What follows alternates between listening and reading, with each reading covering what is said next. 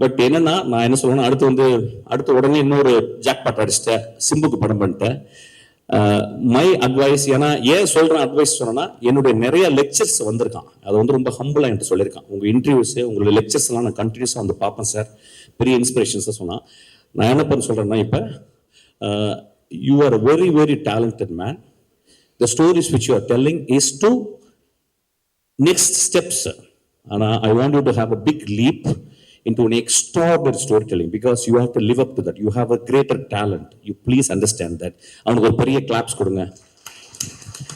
இந்த படம் வெற்றி படம், அடுத்த படமும் வெற்றி படமா தான் இருக்கும். ரொம்ப சென்சிபிளா ஒர்க் பண்றான். இது நிறைய அசிஸ்டன்ட் டைரக்டர் வந்து புரிஞ்சுக்கணும்.